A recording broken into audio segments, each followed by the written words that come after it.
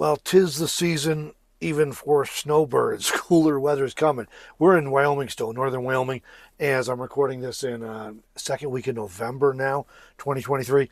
And we've been through a really, really cold snap. Lasted about a week. We had temperatures down almost to zero at night, and it's fortunately warmed up a little bit again now, but winter's coming. And the deserts are still cold, especially in January and February. Even if you're south of I-10, if you're in Quartzsite and Yuma and southern Arizona and those kind of things, it's still pretty cold at night, especially during the winter months.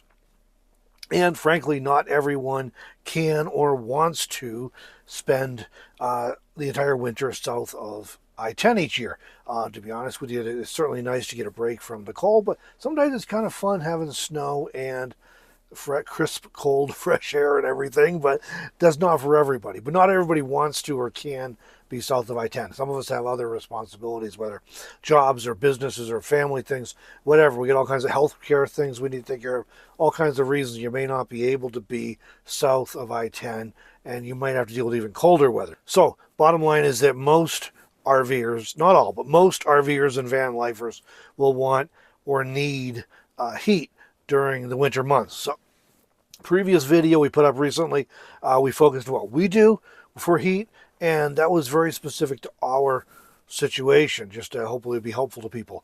So at the time, we were using a small AC electric heater when we're on grid, and we're using a Mr. Heater portable buddy heater, propane heater when we're off grid, or when it's extremely cold and we just needed to boost the heat output beyond what the electric one could handle.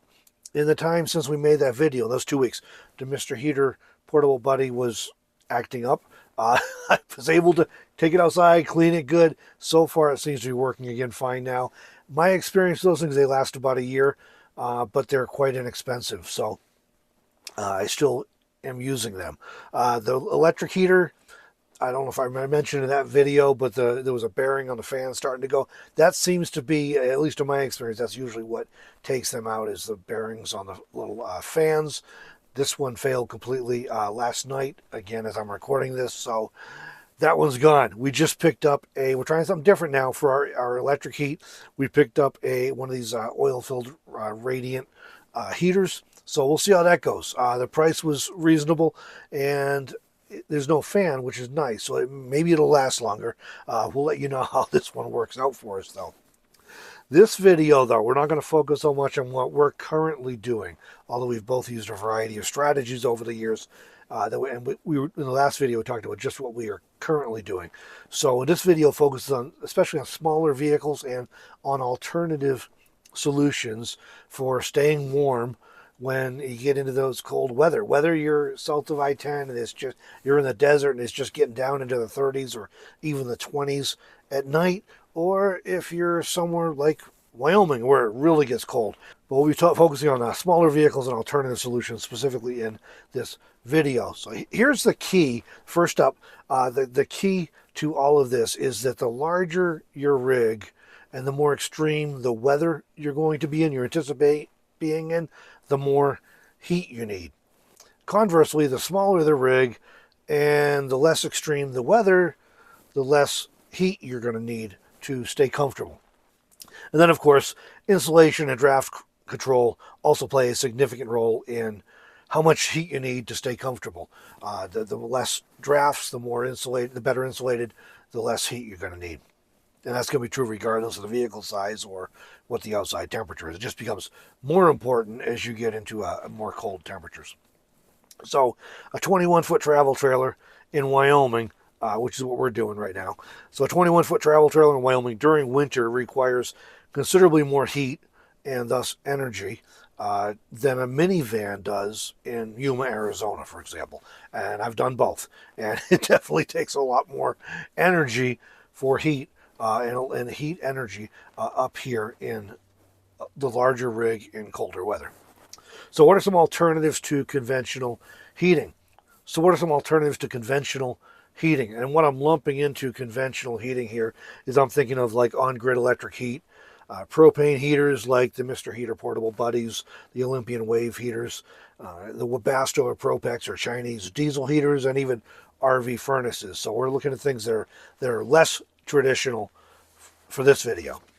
So I think the first thing then is to consider whether you need to heat the entire rig or you just need to heat yourself.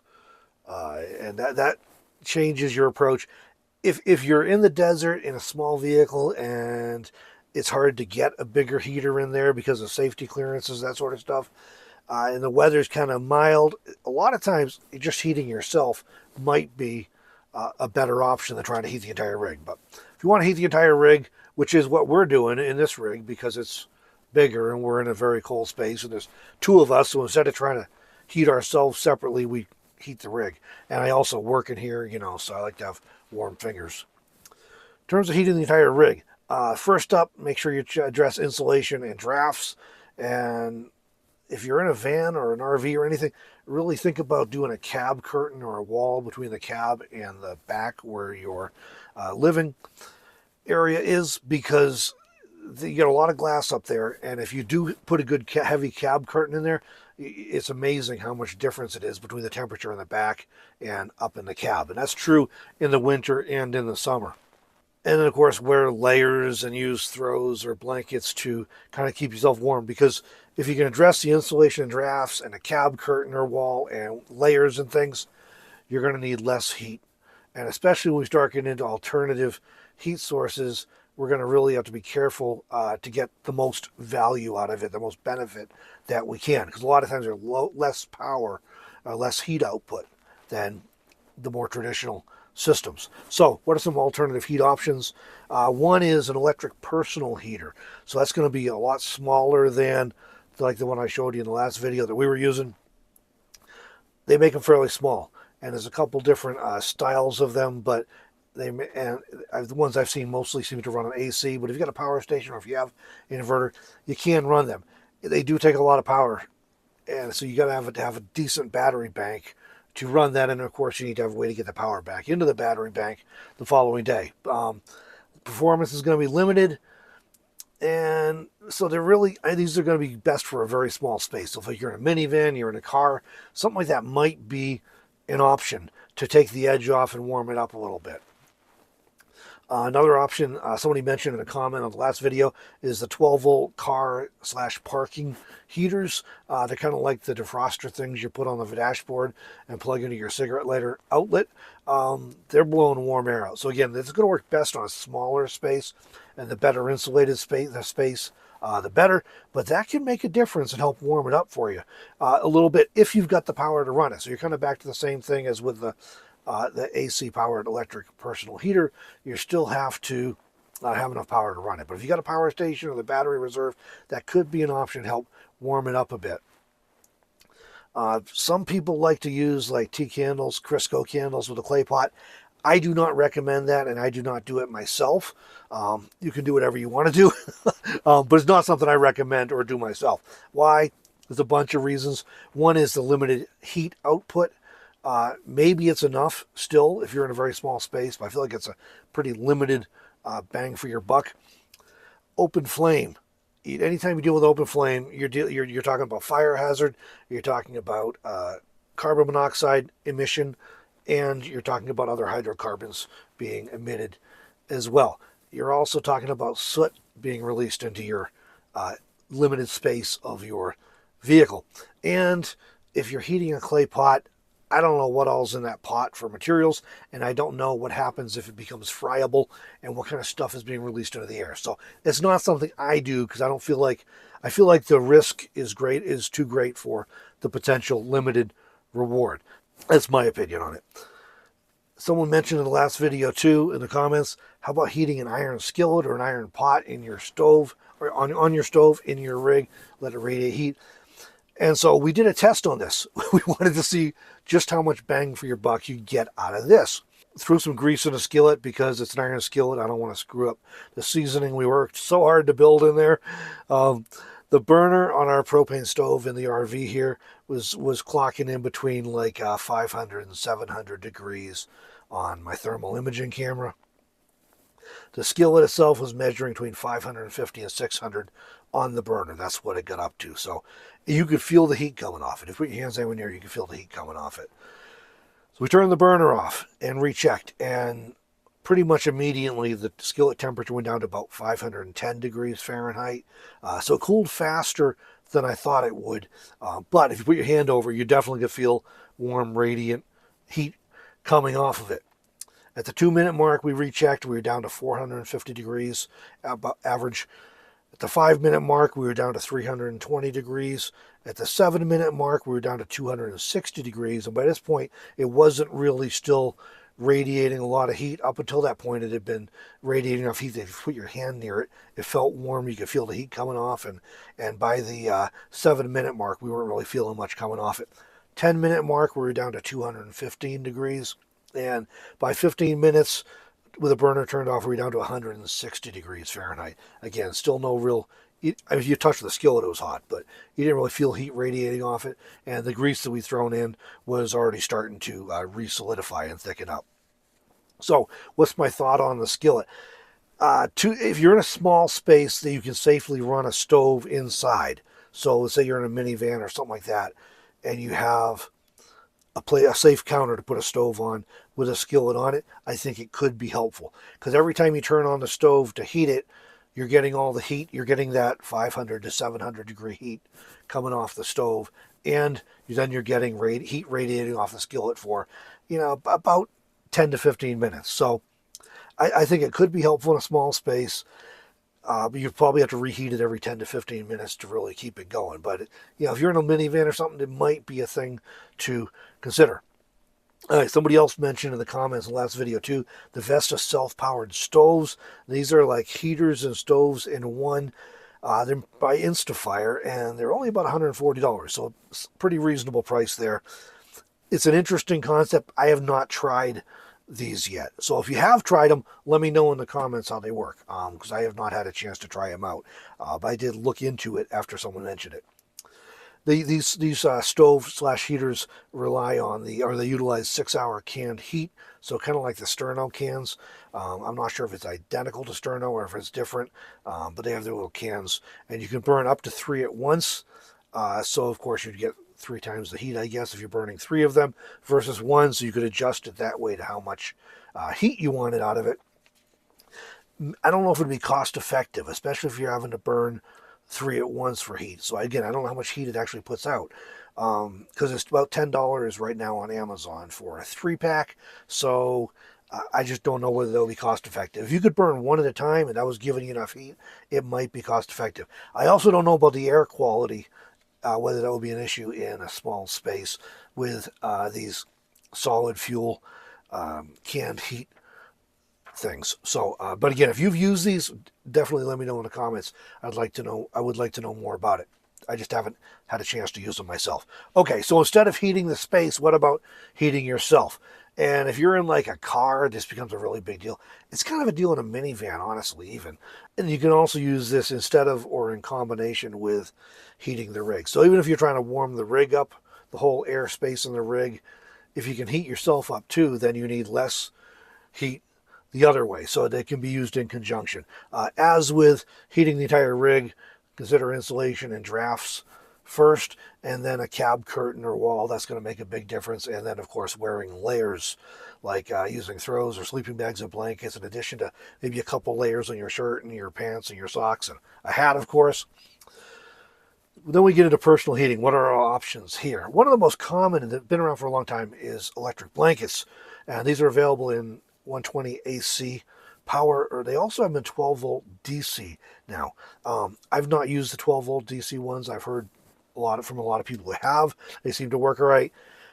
The beauty of these is you can, if you have a power station or batteries, house batteries, you can run these for a bit underneath your blanket or underneath a layer of, you're cuddled up or something, and you get that extra heat beneath your blankets or beneath your layers to keep you warm. They're pretty inexpensive too, which is great. But you do have to have the power to run them and to be able to recharge the batteries the next day. You don't necessarily have to run them all night, probably, but you could run them for a bit in the evening and the morning, and maybe that will help you stay more comfortable. One of the newer things I've been seeing is heated clothing. I haven't tried this myself. I've seen them on Amazon, and I've seen them even at our Home Depot here in Wyoming. They carry quite a few that are on the Milwaukee brand, and they use a Milwaukee rechargeable battery. They're not cheap at Home Depot, at least. And I think even the ones on Amazon could be a little bit moderately expensive, but kind of an interesting idea. It's a step up from what we used to do when I was younger, going hunting and hiking a lot and that kind of thing. It could be an option for staying warm, depending on how well they perform and how long they last and things. But that could be something to help you stay warm, yourself to stay warm while you're in cooler weather hanging out. Hand warmers, that's kind of the predecessor to the electric heated clothing. We used to use these a lot. They're still around. You see the disposable ones a lot these days. I've also used solid and liquid fueled ones that were that way reusable. You get them going. They kind of stink, in my experience at least, but you can reuse them. You don't have to keep throwing stuff away. But you get those things going, and they not only can keep your hands or your toes warm, but you can also stuff them inside your clothing. You don't want to run against your skin so you don't burn yourself, but stuff them inside your clothing and then layers over it. It really can heat you up. Rice and bean bags. If you've got a microwave in your rig and you have the power to run it, rice and bean bags are fantastic. And you get one of those things heated up and they'll radiate heat for quite a while. I don't have one on hand to test how long they radiate heat or what temperature they get up to, but definitely you've used them in the past and they definitely make a difference. And again, it can help you stay warm because they're radiating heat for your body. It does require a microwave. If you think you cannot run a microwave in a small microwave at least, in your rig because you only have a smallish power station or limited battery power, I'll have a link to a video in the description for Katie's Camp Kitchen. She did a video that's fantastic on how you can run a microwave on probably way less power than you think. And I've never seen any other video on YouTube showing this done. So check it out. You might be able to actually do it even on a small portable power station, a small Blue Eddy. All right, so another option, you can heat a stone or a brick, put it in your bedding or you know, under your blankets to help warm. You do have to be careful with this because if you're taking something from outside and there's moisture in it, I have seen them kind of explode when you heat them up. So use care with that, but that's an old-fashioned option. Back in the day, like before central heating, this was very common for people to heat a stone or a brick and take it to bed with them and put it at the foot of the bed or put it on, you know, beside them in the bed to stay, and then put the covers over and help you stay warm. This was a very common thing not so long ago. And our personal favorite maybe for when it's cool in the evening, and even in this big rig, sometimes it's cool. If I'm sitting right here, for example, it gets drafty in the corner. We have some outside compartment openings, and I'm still working on getting things sealed up. I'll feel a draft, and we use hot water bottles. These things are amazing. This is another old school thing, kind of like the old ice bags we used to have back in the 70s when you get hurt at school. The nurse would have one for you, or your mother probably had one in the medicine cabinet, right? Hot water bottles. You don't see them much anymore. They are hard to find in stores. So we did find one at a Walgreens store in Pahrump, Nevada, after the one that Melanie had sprung a leak. So we found one there. We recently ordered a couple on Lehman's. They have some really good quality ones, and it was exactly the same price as the ones we got, the one we bought, the Chinese one we bought at Walgreens. So these are fantastic, though, and they radiate heat for a long time, and it feels good, like the rice and bean bags. It feels good, unlike an electric blanket or electric heating pad that I never felt all that good myself. So we heated one up, and we use these all the time. So we heated one up the other day, and it was measuring about 150 or 160 degrees Fahrenheit. We did not do like a preheat, so I think we could have got that initial temperature hotter because the water was boiling when it went in, so that was, you know, 212. I think if we preheated it, let the water set in it for a few minutes and dumped it out and then put in more hot water, I think it would have been a little hotter than 150 or 160. And then when I rechecked it at 30 minutes, it was showing about 120 degrees. So it had cooled down 30 or 40 degrees, but it still was definitely warm. And that's kind of the beauty of those things, is that my experience is usually when you first get them filled, it's like, it's too hot. I need a towel in there to pat it. And then after a few minutes, it's like, okay, yeah, now it's cooling down. I can put it. And, you know, they work great. So the preheat may make it even better, but we use them all the time, both for backaches and also just for, it's cold and you want to warm up a little bit. You stick one of them against your back or your abdomen, and you're definitely going to warm up.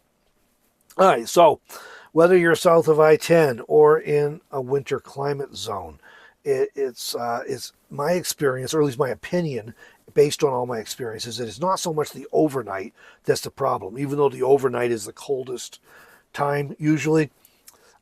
We had a night here not too long ago where it actually warmed up all night long, but every hour was getting warmer. But generally, it's the overnight that's the coldest. But overnight, you're probably in bed and you can bundle up with several layers of clothes and blankets and wear a hat and all the rest of it. And I've slept, down to around zero that way. Fine.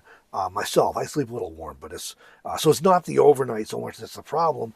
It's the evening and the morning when you're hanging out. You don't want to be in bed bundled up. Maybe you want to sit in a chair or sit on your couch or whatever you got, and it's cold.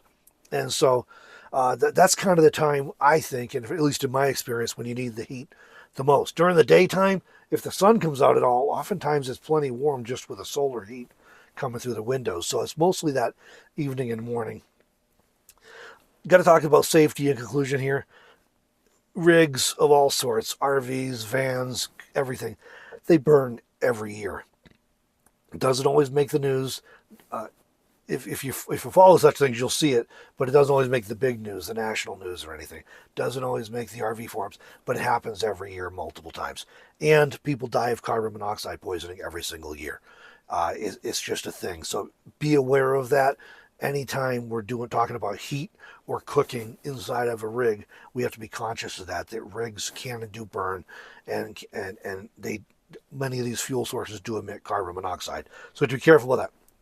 Always, always, always have a smoke alarm, a carbon monoxide alarm, and a fire extinguisher in your rig. And even if I did not have any fossil fuel burning products or appliances within my rig, I still would have a carbon monoxide alarm, because I have heard of too many stories of people being poisoned by someone else's carbon monoxide coming off their generator or out of their vehicle. So you definitely want to be able to have those safety devices anytime if you're living in a vehicle or traveling in a vehicle. Always have at least 2 exits in practice. We all remember this from grade school, the fire safety stuff. Make sure you know how you're going to get out of your vehicle if something goes wrong. And I always consider this whenever I position a heater or I position a stove for cooking. Okay, how do I get out of here if this goes all wrong? And I always think of that when I position my fire extinguishers. How are they going to help me, make sure I can safely exit the vehicle if I need to? Burning solid or fossil fuels in a small space is just dangerous. So be aware of that. You are taking a risk if you do it, and if you choose to not go all electric, if you do the other options, there are risks there. And make sure you're taking safety steps to be aware of the risks, and make sure you're taking safety steps to stay safe so you don't get harmed by this. Okay, that's my thoughts on this. What strategies do you use to stay warm during winter camping? Let me know in the comments. I appreciate your feedback. As always, love to hear what you guys are doing. Those are some things I've done or know people who have done, and hopefully that helps you out. And again, let me know in the comments what you're doing for staying warm during winter camping, whether that's south of I-10 or in a winter climate zone like Wyoming, where I'm at right now. Thanks for joining me for this video, everybody. We'll catch you in the next one.